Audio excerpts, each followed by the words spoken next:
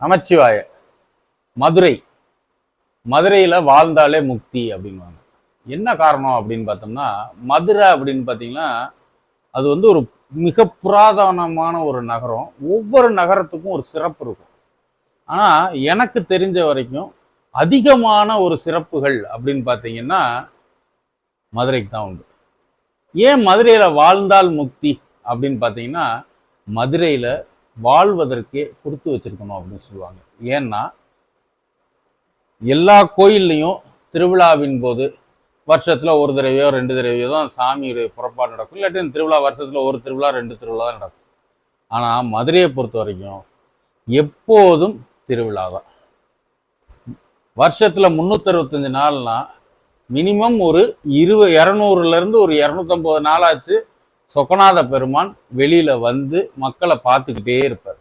அது இல்லாம அந்த 64 திருவிளையாடல்கள் நடந்ததுனால இந்த 64 திருவிளையாடல்கள் நடந்ததை அந்த காலத்துல எந்த தெருவுல எப்படி சாமி வந்தாரோ அது போலவே இப்போதும் சாமி வெளியில வந்துருவாரு. அதுலேயும் மதுரை மக்கள் வந்து அந்த சொக்கநாதரை வந்து ஏதோ ஒரு தெய்வமாக எல்லாம் அவங்க பார்க்கறது இல்லை, கடவுள்ன்ற கோணத்துல எல்லாம் பார்க்கறது இல்லை. அவங்களோட தலைவன், அவங்களோட ராஜா, என்றும் அவங்கள காக்கக்கூடிய ராஜா. அவங்களுடைய அரசி அப்படின்னா மீனாட்சி, அவங்களுடைய அரசன் என்றால் சுந்தரேசன், சொக்கநாத பெருமான். அப்படி ஒரு உணர்வு. அதனால பாத்தீங்கன்னா மதுரையில அதாவது ஜாதி மதம் குலம் அப்படின்ற நிறைய பிரிஞ்சிருக்காங்க. ஆனா இந்த இறைவனுடைய கருணை பார்த்தீங்கன்னா இந்த மேக்சிமம் எல்லா திருவிழாலையுமே பார்த்தீங்கன்னா ஒவ்வொரு இந்த பக்கம் ஒரு ஆட்டி, இந்த மதுரையை பிரிச்சுக்கிட்டோம்னா இந்த கிழக்கு திசையில ஒரு ஆட்டி, மேற்கு திசையில ஒரு ஆட்டி, வடக்கு திசையில ஒரு ஆட்டின்னு சொல்லி வருஷத்துக்கு ஒரு ஆட்டி அந்த மதுரையில இருக்கக்கூடிய பகுதிகளை அவர் இறைவனே நேரில் வந்து அந்த பகுதிகளில் அங்க வந்து எல்லாத்துக்கும் தரிசனம் கொடுத்துட்டு போயிடுவார். நீங்க சும்மா ஏதாவது மதுரையில் ஏதாவது ஒரு வேலையா நடந்து போயிட்டு இருந்தீங்கன்னா கூட நீங்க போற வழியில கண்டிப்பா சொக்கநாத பெருமானு மீனாட்சி அம்மையை நீங்க எதிர்கொண்டு பார்க்குற மாதிரியே தான் அந்த வீதிகளில் விழா நடந்துக்கிட்டே இருக்கும். உதாரணத்துக்கு நிறைய சொல்லலாம். அஷ்டமி சப்பரம்லாம் ஒரு விழா இருக்கு. அந்த அஷ்டமி சப்பரத்துல எல்லாம் பார்த்தீங்கன்னா ஒரு 14 கிலோமீட்டருக்கு சாமி வருவார். அந்த 14 கிலோமீட்டரும் அவர் வந்து மதுரை எம்பதியில அந்த ஒரு விழாக்கு மட்டும் 14 கிலோமீட்டர். அடுத்து சிந்தாமணின்னு ஒரு இடம் இருக்கு. அங்க போய் நெல் அறுவடை செய்யறதுக்காக போவார். அது வந்து பாத்தீங்கன்னா மதுரையில இருந்து ஒரு 5-6 கிலோமீட்டர். அடுத்து தெப்ப திருவிழான்னு எடுத்துட்டீங்க, கோயிலுக்கும் அதுக்கு ஒரு 10-15 கிலோமீட்டர் இருக்கும். ஒவ்வொரு தடவையும் இந்த மாதிரி விழாக்கள் எல்லாத்துக்குமே சாமி வந்து வெளியே வந்துட்டே இருப்பார். அப்போ வந்துட்டே இருக்காருன்னா என்ன அர்த்தம்னா மதுரையில தான் சொக்கநாதர் வந்து மன்னனாக முடிசூட்டி கொண்டவர். அதனால மதுரை மக்களுடைய இயல்புல என்னன்னா எது நடந்தாலும் சொக்கநாதர் மீனாட்சி அப்படிங்கிற வந்து, அதாவது இது வந்து வெறும் இந்த மதம்ன்ற பேச்சு இல்லாம அதுல வழியில போறக்கு நானும் வந்து மதுரை விழாக்களுக்கு நிறைய விழாக்களுக்கு நேரா போயிருவேன். முடிஞ்ச அளவுக்கு அதுல பங்கு பெற மாதிரி போவோம். அப்ப பாத்தீங்கன்னா அந்த இந்த மதம் அந்த மதம்லாம் இல்லை, அந்த மதம் எந்த மதத்துக்காரங்க அந்த பக்கம் வந்தாலும் மீனாட்சியை பார்த்தா இங்க அரசியே ஒன்னால நாங்க நல்லா இருக்கணும்னா நாங்க நல்லா இருக்கிறதுக்கு நீ உதவி செய் அப்படின்னு அவங்க பாட்டு கும்பிட்டு போயிட்டே இருப்பாங்க. இது வந்து ஒரு திருவிழா அப்படி சாமிங்கிறத விட ஒரு உறவினர், ஒரு தலைவன், அந்த நாட்டினுடைய மன்னன் வந்து அந்த பிரஜைகள் இருக்கக்கூடிய ஒவ்வொரு இடத்திற்கா தேடி போய் அவங்களுக்கு எல்லாம் என்ன தேவைங்கிறத பார்த்து அதை சரி பண்ணி கொடுத்துட்டு வந்துடுவாரு.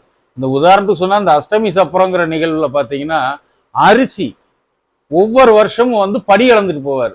அன்னைக்கு வந்து அரிசி வாங்கினா அந்த வருடம் ஃபுல்லாவே அவங்களுக்கு சாப்பாட்டுக்கோ பண கஷ்டமோ எதுவுமே இல்லாத ஒரு நிலையை கொடுப்பேன்றது வந்து அந்த விழாவோட தாத்பரியம். ஆனா அந்த அரிசி கொடுக்கறதுக்காக அவர் வரும்போது அந்த வரக்கூடிய தெருவில் இப்ப நம்ம எல்லாம் பார்த்திருப்போம், சாமி தெருவில் வருதுன்னா 4 வீட்டுல காசு வச்சிருப்பாங்க, 4 வீட்டுல கதவு மூடி இருப்பாங்க. ஆனா எத்தனை மணிக்கு சாமி அந்த தெருவில் வருதோ அந்த தெருவில் இருக்க அவ்வளோ பேரும் அவங்க வாசல்ல நின்று அன்னைக்கு அவங்க புது ட்ரெஸ் போட்டு அவங்க அவ்வளோ அலங்காரமா நின்று எங்க ராஜா வர்றாரு அப்படிங்கிற அந்த உணர்வோட சாமியை வரவேற்கிற அழகு, அவங்களுடைய அப்படி நெகிழ்ச்சியாக அவங்களுடைய சொல்லக்கூடிய விஷயங்கள், அவங்க மனசுல இருக்க கவலை எல்லாத்தையும் அப்படி சொல்லி சாமி முன்னாடி அழுகிறது, இது எல்லாத்தையுமே அந்த சாமி அப்படியே போயிட்டே இருப்பாரு. ஆனா இது எல்லாமே சுத்தி நடந்துகிட்டே இருக்கும். அப்ப மக்களிடம் எவ்வளவு ஒரு அர்ப்பணிப்பான ஒரு உணர்வு இருக்குன்னு பாருங்க. எவ்வளவு ஒரு அர்ப்பணிப்பான ஒரு உணர்வு இருக்கு.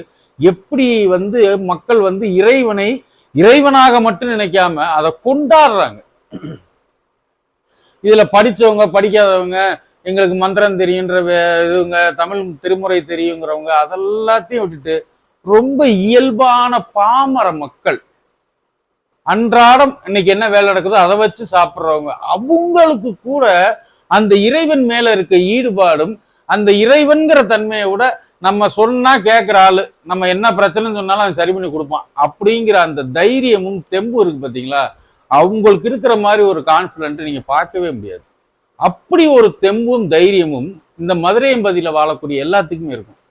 அதுக்கு சாமியே சான்று.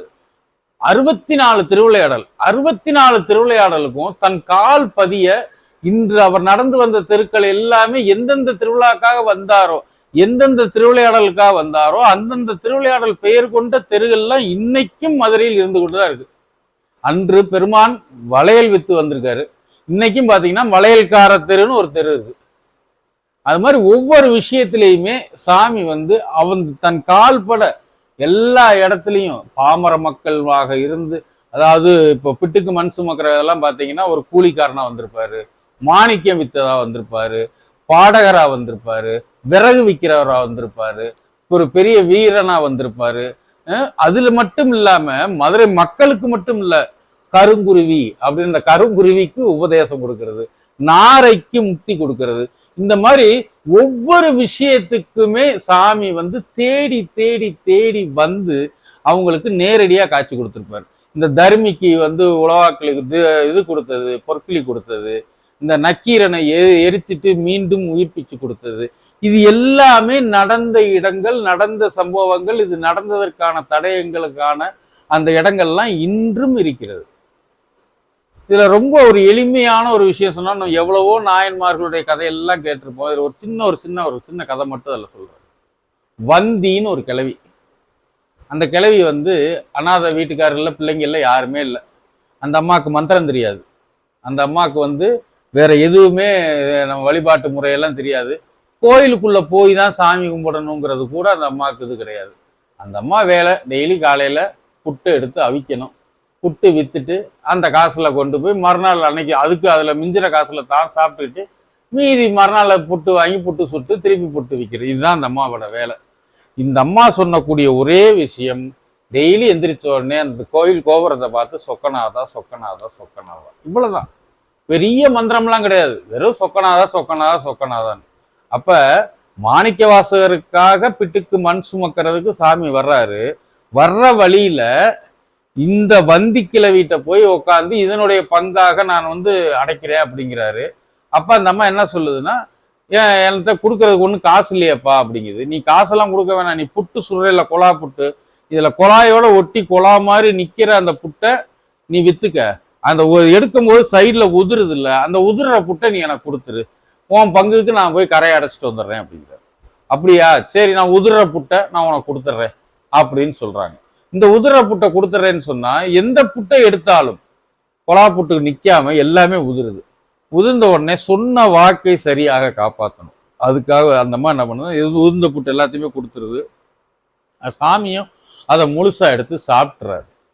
சாப்பிட்டுட்டு அவர் அதுக்கப்புறம் தான் போய் மணல அந்த கரை அடைக்க போறது, போய் ஆடுறது பாடுறது, அப்புறம் பெரம்படி வாங்குறது, அப்புறம் மாணிக்க வாசகருடைய உண்மை நிலையை மன்னனுக்கு அறிவித்து மன்னனுடைய பதவி என்ற இதில இருந்து மாணிக்க வாசகரை விடுவிக்கிறது, இதெல்லாம் நடக்குது. ஆனா இந்த விழா நடக்குது இல்லை, இந்த விழா நடக்கும்போது பிட்டுக்கு மண் சுமந்து இந்த சாமி கோயிலை விட்டு கிளம்பி அந்த காலத்துல மதுரையை கரையை ஒட்டி வைகை காத்து கரையை ஒட்டி அவர் எப்படியெல்லாம் போனாரோ அதே வழியில் ஒவ்வொரு வருஷமும் சாமி போவார். அப்படி போகும்போது பாத்தீங்கன்னா இந்த வந்தி கிழவின்னு சொல்றோம் பாத்தீங்களா, எந்த ஒரு படிப்பறிவும் இல்லாமல் இறைவனை மட்டுமே உறவாக கொண்டு எந்த ஒரு மந்திரமும் தெரியாது, தூய அன்பு மட்டும், சொக்கநாதா சொக்கநாதா, இந்த அன்பு மட்டும்தான். இந்த கிழவியும் அதுக்கு ஒரு திருமேனி செஞ்சு இந்த சாமி கூடவே புட்டுத்தோப்பு வரைக்கும் போகும். இன்றும் அந்த புட்டுத்தோப்புல பிட்டு சொக்கநாதர் கோயில்னு ஒரு கோயில் இருக்கு. அந்த கோயில்ல போய் பார்த்தீங்கன்னா சாமிக்கு ஒரு சந்நிதி இருக்கும், பக்கத்துல மீனாட்சி அம்மனுக்கு ஒரு சந்நிதி இருக்கும், அதுக்கு இந்த பக்கம் அந்த வந்தி கிழவிக்கு ஒரு சந்நிதி இருக்கும். இது வருஷம் 365 நாளும் சாமிக்கு எப்பெல்லாம் நெய்வேத்தியம் ஆகுதோ அப்பெல்லாம் இந்த வந்தி கிழவிக்கும் ஆகும். அந்த சாமிக்கு என்னென்னைக்கெல்லாம் பூஜை நடக்குதோ அப்ப சாமிக்கு ஆராத்தி காமிக்கும் போதெல்லாம் இந்த வந்திக்கிழவிக்கும் காமிக்கப்படும். அப்போது தூய அன்பு இருந்தால் போதும், நீயும் என்னோடு சமம் என்று காமிக்கக்கூடிய எந்த ஒரு ஜாதி குலம் என்று நம்ம சொல்லி இருந்தாலும் சாமியிட்ட பேதம்லாம் பாக்குறாங்க, அதெல்லாம் கடந்து உன் அளவுக்கு இறங்கி வந்து உன்னை என் அளவுக்கு தூக்கி விடுறேங்கிறதுக்கு இதை விட ஒரு சிறந்த உதாரணம் கிடையாது. இதை வந்து பாத்தீங்கன்னா இயல்பாவே மதுரையோட மக்களுடைய மனதில் கொண்டு வந்துட்டாங்க. அப்ப இந்த முக்தி நிலை அப்படிங்கிறது வந்து பாத்தீங்கன்னா வாழ வாழ வாழ அவங்க வந்து அந்த இறைவனை தேடி வந்து கொடுக்க அந்த இறைவனை அவங்க வந்து உங்க குடும்பத்துல ஒரு உறுப்பினராகவே வைத்து குடும்ப தலைவராகவே வைத்து அவங்க கொண்டாட மதுரையில பிறந்தவனுக்கு முக்தி கிடைக்காம போயிருமா? அதனாலதான் மதுரையில் பிறந்தால் முக்தி.